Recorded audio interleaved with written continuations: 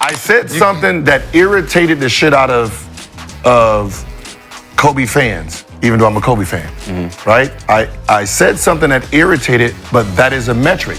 When I said 3 of his championships, he was a sidekick. And everybody's like, oh, he was never a sidekick.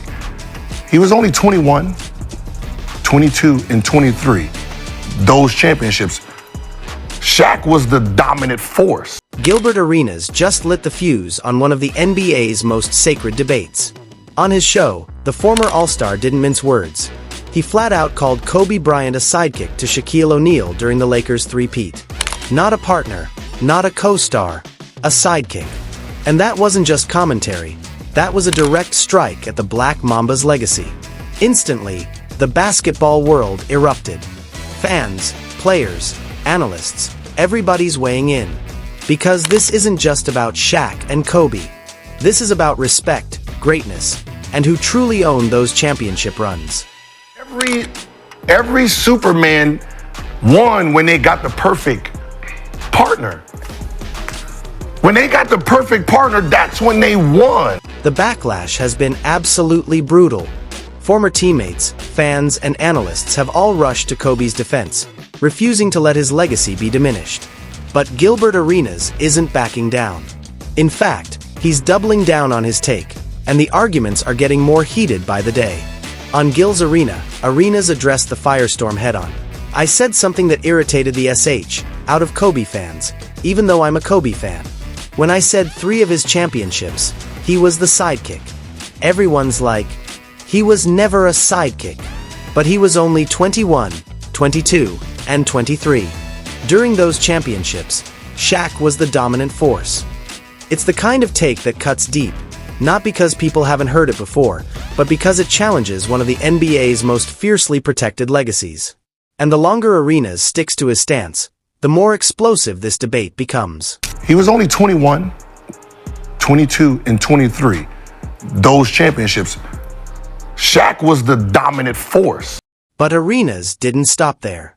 He doubled down even harder, saying Kobe was treated like a sidekick, a Robin, or the next Scottie Pippen, rather than the 3-time champ he was. That Scottie Pippen comparison? That's where things got really ugly. For Kobe's fans, it wasn't just disrespect, it was sacrilege. Comparing the Black Mamba to anyone's number 2 ignited the debate into a full-blown firestorm. Scottie Pippen was Scottie Pippen. No, if he scored 28 points and Jordan scored 30, we still know who's number 1 and number 2. We still know who's doing the heavy lifting. The former Wizard star is essentially arguing that Kobe's first 3 rings don't count as much because he wasn't the primary option. But here's where his logic starts falling apart. Since when does being young diminish championship contributions? At 21, 22, and 23, Kobe wasn't just along for the ride. He was closing playoff games, locking down on defense, and delivering when Shaq fouled out or got doubled. History doesn't erase those moments just because he wasn't the number 1. If anything, the fact that Kobe was doing all that while still learning the league makes those titles even more impressive. But we know who Robin is in this instance, right? So his 5 rings is still Robin rings. That's the opinion. But I know. I'm about to say. But let's actually examine what Sidekick Kobe did during those championship runs. In the 2000 finals against Indiana, when Shaq got into foul trouble and even battled an injury, who stepped up? Kobe Bryant. The 21-year-old dropped 25 points per game in the game Shaq was limited, including that legendary Game 4 performance. Shaq fouled out in overtime, and Kobe, limping on a sprained ankle, closed the game himself, hitting dagger jumpers and waving off his teammates like a seasoned assassin. That wasn't Robin to Batman. That was a 21-year-old showing the world he was already built for the big stage. The opening kick, and here is Kobe Bryant. And there is the first field goal. Kobe wasn't just along for the ride that year. He was the engine right next to Shaq, putting up 29. 4 points, 7, 3 rebounds, and 6. 1 assists per game over the entire playoff run. Those aren't sidekick numbers. Those are superstar, franchise-carrying numbers. And it wasn't just the stats, it was when he delivered them. Against the Spurs in the Western Conference Finals, Kobe averaged nearly 33 points a night, outplaying both Tim Duncan and David Robinson. He torched the best defense in the league and swung the series before the Lakers even got to the finals. Arenas conveniently skips all that context because it destroys his narrative. The truth is, Kobe wasn't Robin to Shaq's Batman. He was more like iron sharpening iron, two apex predators sharing the same stage. Bryant able to beat him off the dribble and rejected.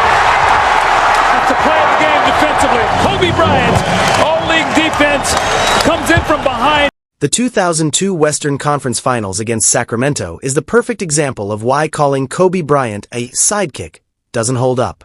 That series wasn't just competitive. It was a 7-game war against the best team in the league, a Kings squad stacked with depth, shooting, and home court advantage.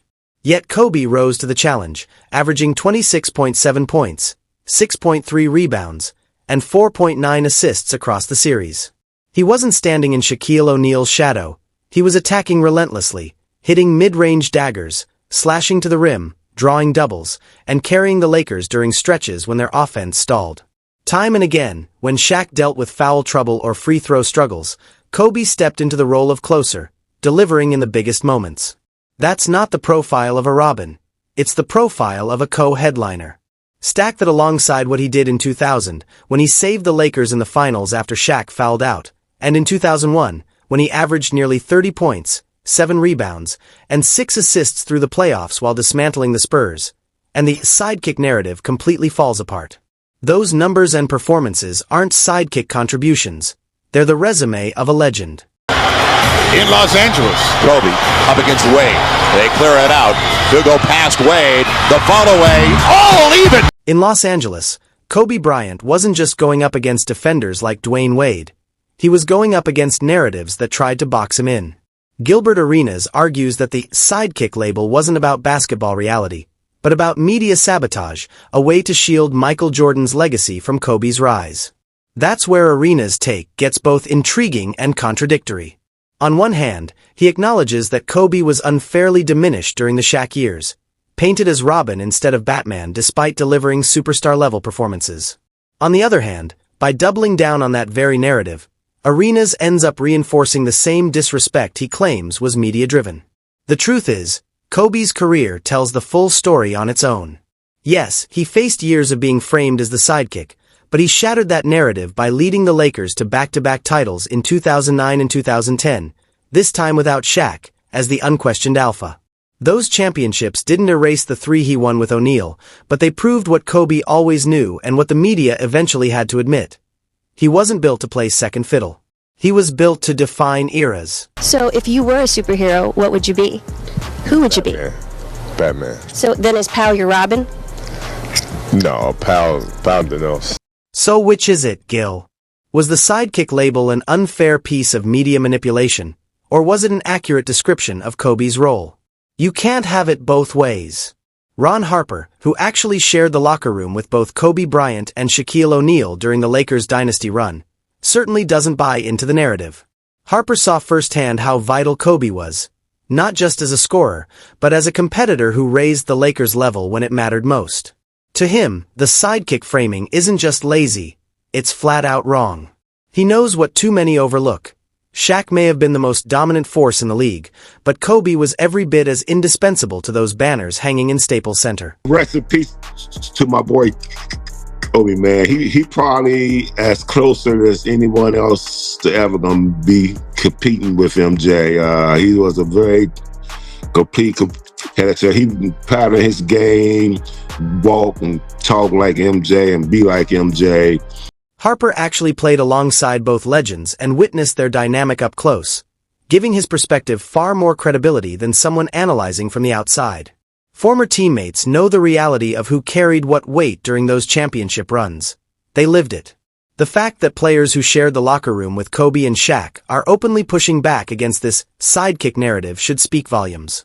If the people who were there, competing, sacrificing, and celebrating, don't buy into it, then maybe the narrative was never accurate to begin with. I say all the time, my opinion is Mike and then it's Kobe. Who do you think is like similar to Kobe now? Nobody. Stop it. Well, I mean, like you got Kyrie and Devin Booker. Stop it. Stop it. One sports enthusiast put it bluntly, no surprise. When losers talk, they try to bring down winners. Another fan criticized Arenas, saying, Arenas keeps getting more and more disrespectful about Kobe as time goes on. You wanted to be that guy, bro. It's cool. The backlash has been swift and brutal. Many are questioning Arenas' motives, pointing out the irony of a player who never won a championship criticizing how others won theirs. Kobe Bryant fans have been relentless in defending their icon, especially after Arenas made the controversial comparison between Kobe and Scottie Pippen. That remark cut deeper because it implied Kobe was never the primary option during his prime years, a narrative his supporters vehemently reject. The criticism hasn't just come from fans, though. When former players began questioning Kobe's legacy, his wife Vanessa Bryant and ex-teammate Matt Barnes refused to stay silent. And once family members start weighing in, it's clear the controversy has crossed a line. People don't know this, but one of the reasons my husband played through injuries and pain was because he said he remembered being a little kid, sitting in the nosebleeds with his dad to watch his favorite player play. I remember asking him why he couldn't just sit a game out because he was hurting. He said, Doesn't matter if I'm sick. It doesn't matter if I have a sprained ankle. The kid that's sitting in there might be the next me sitting up there, watching, trying to get inspiration from that. I need to go out there and play. Kobe didn't want to disappoint his fans, especially the ones in the 300 sections that saved up to watch him play. He never forgot about his fans. If he could help it, he would play every minute of every game. He loved you all so much. Vanessa Bryant rarely addresses critics of her late husband's legacy, so when she does, it carries real weight. Her decision to respond shows just how deeply Gilbert Arenas' comments have struck the Bryant family and the wider community of supporters. Adding to that, Matt Barnes speaking up in Kobe's defense brings even more credibility. Barnes played with and against countless legends, giving his perspective unique authority in this debate. Meanwhile, Arenas attempted to strengthen his argument by bringing up Dwayne Wade's 2006 championship, claiming it was proof that a young star could be the primary option on a title team. But that comparison doesn't hold up. Wade was 24 during that run, while Kobe was just 21 to 23 during his first 3 championships. The circumstances, rosters, and team dynamics were completely different. Every title journey is its own story, and trying to equate them ignores that reality. Ironically, instead of helping his case, the Wade comparison makes Kobe look even more impressive, because contributing at such a dominant level at such a young age only underscores his greatness. Iverson said he had Kobe at 2, and Stephen A. challenged that. What makes Kobe special in players' mind, in a player's mind himself? We don't go by your stats. We don't go by the accolades. We go by how the person played, what was his attributes, right? So when you think about the greatest players of all time, 90, 80% of them have God gift, natural talent, ability, body. Jordan, 48-inch vertical. You got the big hand. You got LeBron, Shaquille O'Neal, then Magic, 6'9" point guard with vision. Kobe, standard. If I give you every 6'6" guard in the NBA and NBA history, you would never find him. You would never find Kobe because he didn't have big hands. He wasn't quick. He wasn't fast. 38-inch vertical, that's standard. And what he did with that body, it's like you took a S500 and he was pushing it like a Bugatti. That's what we look at. We look at the normal person fighting gods.